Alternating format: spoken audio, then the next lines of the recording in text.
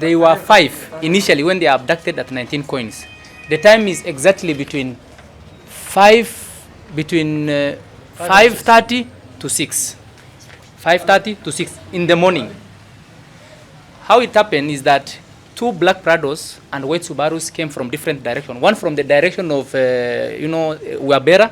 The other one was already parked. It's like they had some sort of tip of around KCB Bank. And then the other one is just around the stage, the taxi stage there. So when walishikwa walikuwa watano, around between 5:30 to 6, walienda side ya Kisima. Now the count of 1, 2, they release, waliachilia mavijana wawili. Moja aliachiliwa just past Kisima. Walimwambia alale chini, wakamwambia asiinue kichwa mpaka waende mbali. That is the first guy walimdrop hapo. The second one walimdrop just before, unaona hiyo stretch kabla hawajafika Timau. That is the second guy. That is how we got information. Na wakapita na wale watatu. They just took their phone and as they have said, they just perused through without asking any question whatsoever. Na wakaenda na wao basi. Members of the press. This is an official press statement from the families whose members have been abducted by unknown masked gunmen in Isiolo County. Our family members have been abducted on Saturday, 6th July 2024 in Isiolo town and bundled into 2 black Prados and 1 white Subaru by heavily armed gunmen who are believed to be police officers. Upon their abduction, they were quickly transported towards Nairobi as the last location of their phones is at Karatina. Sources from the now extremely traumatized person who have been abducted along the 3 family members indicate that the abductors were indeed police officers. Since the said arrest, our family members have been abducted whereabouts are unknown and incommunicado for the last 4 days, which translates to more than 96 hours. Despite the family visiting various police stations in Isiolo, Nairobi, and Kiambu counties to look for them. Given that my own brother, that is Isa Osman Guyo, is unwell and on medication, the family is reasonably apprehensive that his continued detention may harm his frail health status.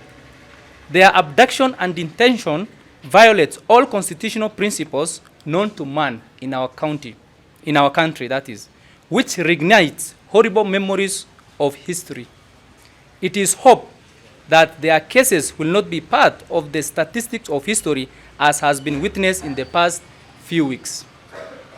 To be precise, the suspects, once arrested, ought to be subjected to fair trial, as espoused in the Constitution of Kenya. Their detention before trial amounts to punishment before prosecution.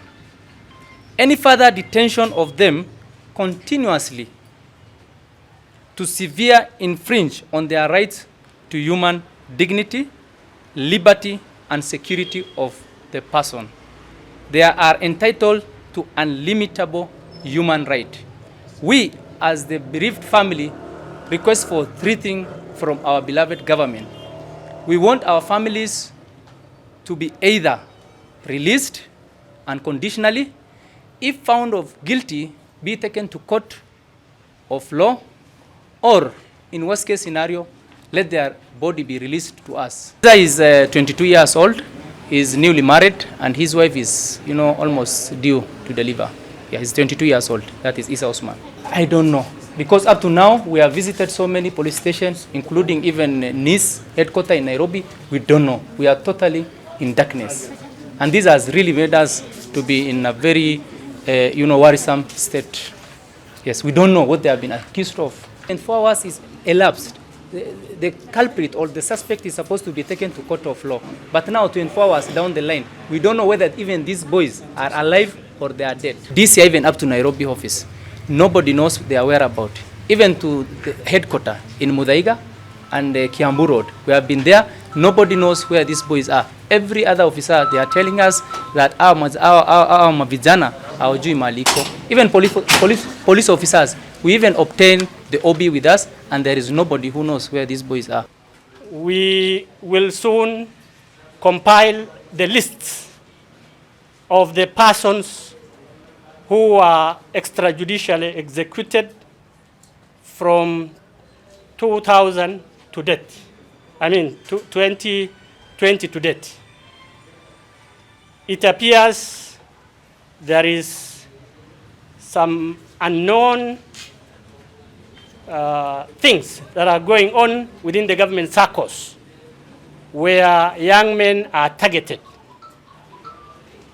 But with the coming of this UDA government and the assurance by the president himself that no extrajudicial killing shall happen in his era or in his regime, during his regime, we are surprised and shocked that 3 of our young men, one Mukhtar Tache Ali, Nura Abdi Diba, Isa Osman Guyo, were taken by the security forces. We know the people who took them are security forces, specifically the DCI.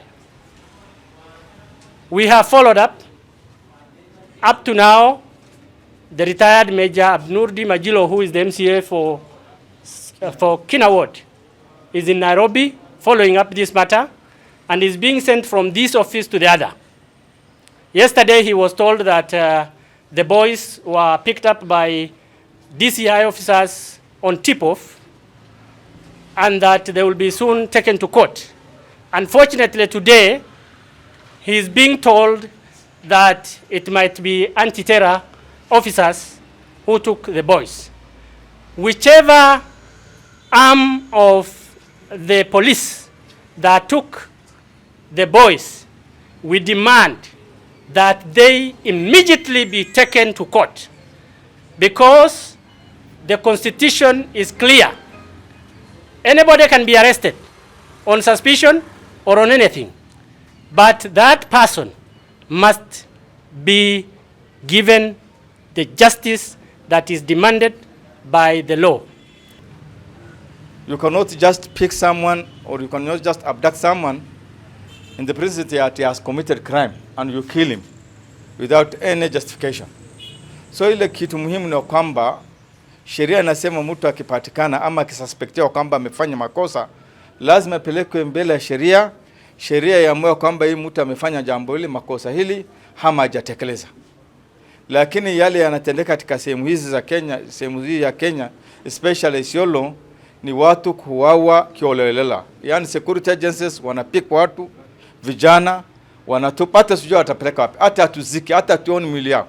Yani you cannot trace them anymore. So tunaomba serikali, na serikali hii ilichukua ilifanya campaign yao kwa msingi ya kwamba wataenda kukomisha jambo kama hili. Lakini sasa imekuwa hata zaidi. To the DCI head to take charge and bring to book the DCI officers in Isiolo who are